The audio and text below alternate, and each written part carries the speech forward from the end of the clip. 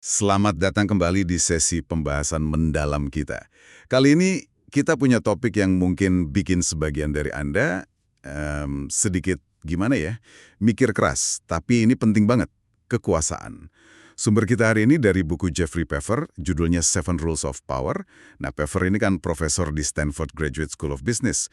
Pandangannya soal kekuasaan itu agak beda. Bukan soal jahat, bukan soal serakah, tapi lebih ke efektivitas. Logikanya simpel aja. Gimana coba Anda bisa bikin perubahan, mau di karir, di organisasi, atau bahkan di dunia, kalau Anda nggak punya pengaruh sama sekali? Iya, pendekatannya itu sangat pragmatis, bisa dibilang belak-belakan malah. Dan ini bukan asal ngamun ya, tapi dasarnya riset ilmu sosial puluhan tahun. Si Pfeffer ini, dia banyak banget menantang gagasan-gagasan populer soal kepemimpinan yang idealis itu. Yang sering bilang harus kolaborasi lah, harus baik terus, harus otentik gitu. Kata dia, aturan main kekuasaan itu ya gitu-gitu aja, nggak banyak berubah. Dan kalau kita mau efektif, ya kita harus paham aturan main ini. Oke, jadi perlu dicatat ya, tujuan kita hari ini bukan mau meyakinkan Anda biar setuju sama semua idenya Pfeffer ini. Bukan itu. Tapi lebih ke menyajikan inti argumennya. Terutama poin-poin yang paling menantang, yang mungkin bisa bikin Anda mikir ulang. Siap ya, kita bongkar bareng-bareng. Oke, kita mulai dari fondasinya dulu ya. Pfeffer itu langsung, gimana ya, dia menepis anggapan yang lagi populer. Anggapan kalau kekuasaan itu katanya lagi menghilang, atau kekuatannya berkurang lah di era modern ini. Kan sering banget kita dengar soal nilai-nilai baru, generasi baru. Teknologi baru. Betul, narasi itu umum banget. Tapi Pfeffer ngajak kita lihat ya realitasnya aja di lapangan. Contohnya nih, Mark Zuckerberg di Facebook. Itu dicatat sama Kara Swisher dari New York Times, struktur sahamnya dia itu yang hak suara super mayoritas, itu bikin Zuckerberg nggak bisa dipecah. Titik. Apapun yang terjadi. Lucunya, si Zuckerberg sendiri pernah milih buku The End of Power-nya Moises Naim jadi bacaan pertama klub bukunya. Nah, Naim di bukunya kan bertanya-tanya tuh, apa globalisasi bakal menyebar kekuatan ekonomi? Tapi kata Pfeffer, lihat aja data setelah 2013. Jawabannya jelas, enggak. Justru konsentrasi kekuatan ekonomi itu malah meningkat. Terutama di raksasa teknologi multinasional itu kan, Facebook, Amazon, Google, dan kawan-kawan. Bahkan bank-bank yang katanya too big to fail waktu krisis 2008, habis krisis malah makin gede lagi. Di politik global juga mirip, kita lihat aja pemimpin kayak Xi Jinping di Tiongkok atau Vladimir Putin di Rusia. Mereka justru berhasil mengkonsolidasikan kekuasaan mereka kan, malah bisa seumur hidup potensinya. Terus media sosial, yang dulu katanya bakal jadi alat demokratisasi. Ternyata malah sering dipakai sama yang udah berkuasa buat memperkuat cengkeraman. Coba lihat indeks demokrasi global dari Economist Intelligence Unit atau Human Freedom Index dari Cato Institute. Dua-duanya nunjukin tren penurunan kebebasan di banyak negara. Jadi kesimpulan awal dari Pfeffer ini lumayan nusuk ya. Kekuasaan itu ya masih nyata banget, masih terkonsentrasi banget, dan aturan mainnya juga nggak banyak berubah, seperti yang kita mungkin harapkan. Pesannya jelas, kalau Anda mau bikin dampak, ya perlu paham dan kuasai permainan kekuasaan ini, jangan malah menghindar. Nah, ini langsung nyambung ke salah satu aturan pertama Pfeffer yang paling dasar, yaitu keluar dari jebakan diri sendiri. Ini maksudnya banyak hal sih, termasuk gimana kita sering sabotase diri sendiri karena nggak nyaman sama ide kekuasaan. Banyak yang merasa ide kayak gini tuh gelap lah atau menyedihkan. Persis. Dan salah satu jebakan paling gede itu ya, keinginan buat selalu tampil otentik. Pfeffer ini keras banget kritiknya soal obsesi otentisitas ini. Dia ngutip pemikiran Adam Grant, terus eksperimen A.J. Jacobs yang coba jujur total beberapa minggu. Kesimpulan Pfeffer agak, gimana ya, brutal. Gak ada yang mau lihat diri sejatimu sepenuhnya. Terlalu otentik, apalagi kalau nunjukin ragu atau lemah pas lagi mimpin, itu malah bisa ngerusak kredibilitas dan pengaruh Anda. Wah, itu benar-benar lawan arus ya. Kayak contoh studi Herminia Ibarra yang Anda sebut tadi. Soal manajer baru itu, yang ngaku gugup depan tim barunya. Bukannya dapat simpati, malah kehilangan respek mereka. Tepat sekali, Ibarra nyebutnya paradoks otentisitas. Ya kan, logis pas kita belajar skill baru, termasuk cara bersikap dan komunikasi sebagai pemimpin, awalnya pasti kerasa nggak alami, nggak otentik. Tapi ya itu bagian dari proses belajar dan berkembang. Pfeffer juga nunjukin riset soal self-disclosure atau pengungkapan diri. Memang sih kalau di hubungan personal bagi kelemahan bisa bikin dekat. Tapi kalau konteksnya kerjaan, apalagi pemimpin yang dinilai dari hasil kerja, nunjukin kelemahan malah bisa nurunin persepsi kompetensi dan wibawa. Pfeffer juga bilang, jangan terlalu fokus pengen disukai semua orang. Dia ngutip studi menarik. Orang yang skor agreeableness-nya tinggi, jadi yang cenderung selalu setuju, hindari konflik, pengen nyenengin orang. Itu ternyata rata-rata pendapatannya lebih rendah, terutama laki-laki. Kekuasaan itu, kata Pfeffer, lebih nyambung ke kemampuan Anda capai hasil dan tujuan, bukan soal seberapa banyak orang suka Anda. Gary Loveman, mantan CEO Caesars, malah pernah bilang, kalau mau disukai, beli aja anjing. Gitu katanya. Mungkin lebih penting buat perempuan dan kelompok minoritas. Kan mereka sering hadapi ekspektasi sosial yang beda, yang lebih berat. Dia kasih contoh Ruqayyah Adams, perempuan kulit hitam di industri investasi. Adams ini sadar banget sistem gak bakal kasih dia kekuasaan gitu aja. Jadi dia strategis banget, ngubah posisi orang luarnya jadi sumber info unik dan berharga. Akhirnya dia bisa sampai posisi CEO. Atau saran dari Inbal Demri, seorang pelatih eksekutif. Dia dorong perempuan buat membingkai ulang ekspektasi gender. Misalnya manfaatin aja visibilitas sebagai satu-satunya di ruangan. Atau bangun jaringan secara strategis tapi caranya tetap kelihatan komunal. Intinya jangan sampai hambatan sistemik jadi alasan buat keikut main dalam permainan kekuasaan ini. Menarik banget ya cara Pfeffer bongkar mitos otentisitas ini. Sekarang kita geser ke kombinasi aturan yang juga lumayan provokatif nih. Melanggar aturan, itu aturan 2. Dan tampil berkuasa, aturan 3. Jadi kata Pfeffer, melanggar norma sosial tertentu dalam batas wajar ya, itu malah bisa bikin Anda kelihatan lebih berkuasa. Kedengarannya aneh ini. Betul, ini salah satu bagian yang paling sering bikin orang kaget. Ada studi menarik banget dari Gerben van Cleef dan teman-temannya. Di salah satu eksperimen mereka, orang yang santai aja ngambil cangkir kopi tanpa izin di ruang tunggu balai kota. Itu dinilai punya kekuasaan lebih tinggi daripada orang yang cuma permisi ke toilet. Atau di skenario lain di kafe, ada aktor yang diminta bersikap agak arogan dikit. Kayak naikin kaki ke kursi lain, nyalain rokok di tempat dilarang, atau ngomong agak ketus ke pelayan. Nah, aktor ini dipersepsikan 29% lebih berkuasa daripada aktor yang sopan dan ikut aturan. Hah? Kok bisa gitu ya? Apa ya? Penjelasan psikologis di baliknya? Penjelasannya ada di heuristik atau jalan pintas mental kita. Kita tuh sering banget asosiasiin kekuasaan dengan kebebasan buat nggak terikat aturan kecil-kecil. Aturan yang biasanya ngikat orang lain. Jadi pas kita lihat orang melanggar norma sosial ringan, otak kita tuh secara nggak sadar bisa nginterpretasiin itu sebagai sinyal kalau orang ini mungkin punya kekuasaan atau status lebih tinggi. Selain itu, tindakan melanggar aturan ini kan bikin elemen kejutan ya, bikin orang lain agar kaget dikit, terus mungkin jadi lebih segan. Contoh nyatanya ada nggak? Kayak cerita Christina Truitino itu, mahasiswi Stanford yang bisa nyelinap masuk ke acara makan malam super eksklusif di Sundance Film Festival. Dia kan ngirim email perkenalan singkat, sengaja nunggu 48 jam buat balas konfirmasi. Terus malah datang bawa tamu tak diundang. Semua ini kan agak ngelanggar ekspektasi normal ya, seolah-olah dia emang berhak ada di situ. Atau Jason Calacanis, yang nekat masuk kantor dekan tanpa janji pas kuliah. Malah ditawarin kerjaan karena keberaniannya yang di luar dugaan itu. Persis. Termasuk juga berani buat minta sesuatu yang mungkin dianggap nggak pantas atau kegedean. Studi dari Frank Flynn nunjukin kalau orang itu cenderung sangat ngeremehin kemauan orang lain buat bantu kalau diminta. Kita seringnya nggak enak atau takut ditolak. Padahal minta bantuan atau sesuatu yang besar itu sendiri bisa dianggap kayak pelanggaran norma kemandirian, tapi sering banget efektif. Contoh klasiknya Keith Ferrazzi. Pas lulus dari Harvard Business School, dia negosiasi kerja sama Deloitte.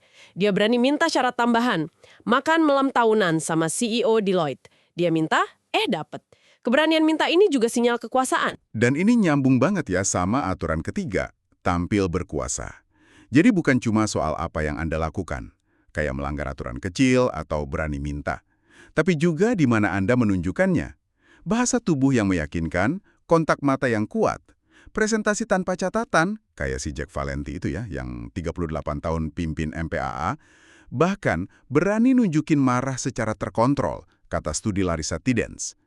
itu bisa diartikan sebagai sinyal kompetensi dan dominasi, bukan tanda lemah emosi. Bener sekali, ini didukung kuat banget sama riset psikologi sosial soal thin slices, atau kesan sekilas, yang dipopulerkan Nalini Ambady. Kesan pertama soal seseorang itu kan terbentuk cepet banget, cuma hitungan detik. Hanya berdasarkan potongan info yang tipis banget. Penampilan, bahasa tubuh, nada suara. Dan kesan awal ini kuat banget, tahan lama, karena ada bias konfirmasi. Studi klasik Ambady soal rating dosen cuma dari klip video bisu 30 detik. Itu nunjukin korelasi tinggi banget sama evaluasi mahasiswa di akhir semester. Artinya apa? Ya penampilan fisik, tinggi badan, postur, bahkan tingkat PD meski kadang berlebihan. Itu secara signifikan ngaruh ke gimana orang lain lihat kompetensi Anda. Dan ujung-ujungnya ngaruh ke jalur karir Anda. Jadi, intinya, cara Anda bertindak dan tampil itu menciptakan realitas kekuasaan Anda di mata orang lain. Penting banget buat sadar sama persepsi yang Anda proyeksikan. Karena itu bakal ngaruh banget ke perlakuan orang lain dan peluang yang kebuka buat Anda. Oke, kalau penampilan dan tindakan individu udah kita bahas, sekarang gimana soal interaksi sosialnya? Nah, ini kita masuk ke aturan 5, membangun jaringan tanpa henti. Ini pasti bukan sekedar basa-basi di acara kantor atau ngumpulin kartu nama aja kan ya? Wah, jauh lebih dalam dari itu. Pfeffer itu nekenin pentingnya bangun hubungan sosial secara sangat strategis. Dan disengaja. Ironisnya, studi nunjukin banyak orang malah ngabisin waktu dikit banget buat aktif bangun jaringan. Jaringan sama kolega atau kontak yang bisa berguna secara profesional, maksudnya. Salah satu alasannya, ini menurut riset Tiziana Casciaro, Francesca Gino, sama Mariam Kuchaki, karena aktivitas networking yang instrumental gini sering kerasa nggak nyaman. Kerasa manipulatif atau bahkan kotor buat banyak orang. Ada rasa bersalah gitu, seolah kita cuma manfaatin orang. Padahal di sisi lain, riset yang sama juga nunjukin kalau kualitas dan kuantitas jaringan sosial seseorang itu salah satu prediktor paling kuat buat sukses karir dan pengaruh, iya kan? Sangat kuat. Seringkali malah lebih kuat daripada kinerja doang. Pfeffer berdasarkan banyak riset, dia garis bawahi beberapa prinsip kunci nih buat bangun jaringan efektif. Pertama, fokus ke weak ties atau kenalan biasa. Jangan cuma di lingkaran teman dekat aja. Riset klasik Mark Granovetter nunjukin justru kenalan biasalah yang sering jadi jembatan ke info baru, peluang tak terduga, lingkaran sosial beda. Kedua, usahakan jadi broker. Jadi orang yang hubungin individu atau grup yang tadinya nggak nyambung. Riset Ronald Burt nunjukin posisi penghubung ini strategis banget, nilainya tinggi. Karena Anda kontrol aliran informasi dan bisa ciptain nilai tambah dengan jembatani kesenjangan. Ketiga, secara sadar, cari posisi yang sentral di jaringan komunikasi informal organisasi Anda. Orang yang di pusat arus info cenderung lebih kelihatan, lebih pengaruh, dan dapat akses info penting lebih awal. Yang tadi sempat disinggung itu relevan banget ya di sini. Waktu masih di Netscape, dia sadar kalau skill teknis doang nggak bakal bawa dia jauh. Jadi, dia sengaja ngurangin porsi waktu buat kerjaan teknis murni. Dialihin buat bangun hubungan aktif, ngobrol, makan siang, jalin kontak di dalam dan luar perusahaan. Hasilnya, pas Google cari orang bisnis pertama mereka, nama Cordestani muncul terus dari berbagai sumber. Atau contoh lain yang menarik, John Levy. Dia bangun seluruh karirnya di awal dengan ngadain acara makan malam eksklusif, namanya Influencers Dinner. Dia undang orang-orang menarik dari berbagai bidang, tapi nggak minta imbalan apa-apa. Cuma minta hadir, partisipasi aktif di obrolan, sama jaga rahasia tamu lain. Dengan kasih nilai atau generosity duluan, berupa pengalaman unik dan kesempatan bangun koneksi berharga, dia secara cerdas bangun jaringan pribadi yang nilainya tinggi banget. Ini contoh networking strategis yang efektif banget. Jadi kuncinya itu kesengajaan ya, strategi, dan usaha yang terus-menerus buat bangun arsitektur sosial di sekitar Anda. Ini bukan soal hoki atau jago gaul doang, tapi sebuah disiplin yang perlu diasah.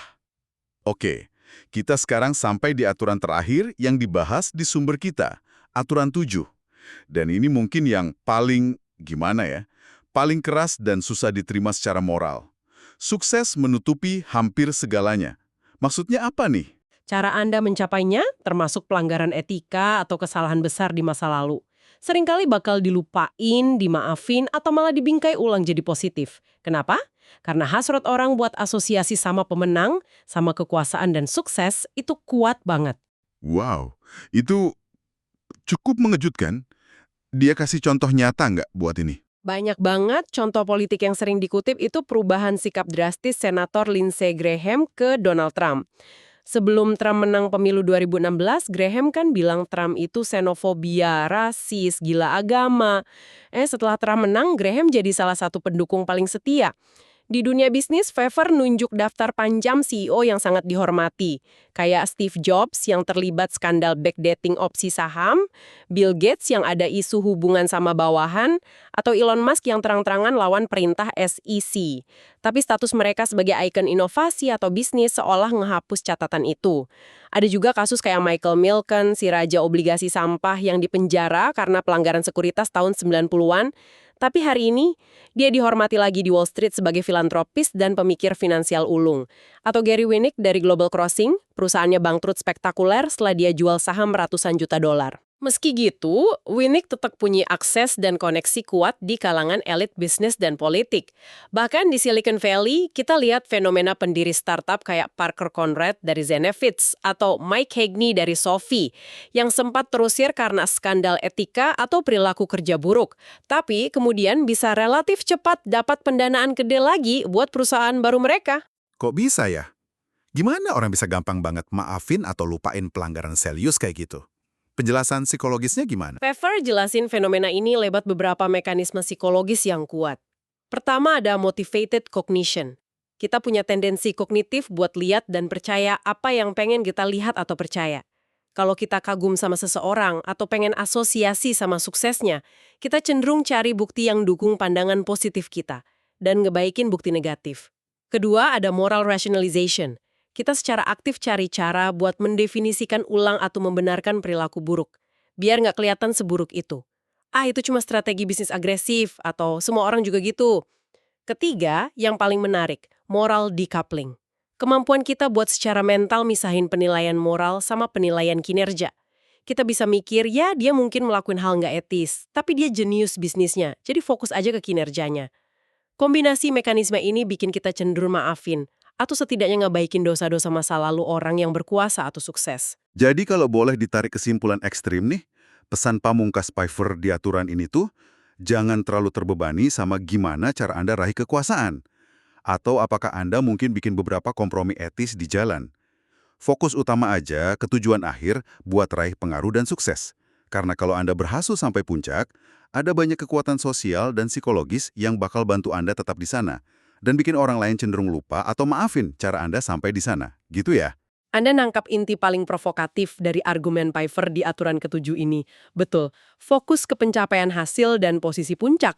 Karena begitu Anda di sana, mekanisme sosial kayak keinginan orang dekat sama sukses, motivated cognition, moral decoupling, itu secara kolektif akan cenderung melindungi posisi Anda dan ya membersihkan citra Anda. Baik, jadi itulah beberapa intisari paling menantang ya dari pandangan Jeffrey Pfeffer soal aturan main kekuasaan. Yang kita gali dari kutipan bukunya Seven Rules of Power. Jelas, ini bukan pandangan yang bikin kita nyaman atau selalu setuju sama implikasinya. Tapi penting diingat, argumen Pfeffer ini bukan opini semata. Ini didasarkan pada pengamatan dunia nyata dan riset ilmu sosial puluhan tahun. Poin kuncinya yang bisa kita ambil mungkin ini. Kekuasaan itu nyata, ada di sekitar kita. Dan seringkali mutlak perlu kalau Anda mau capai efektivitas atau bikin perubahan signifikan.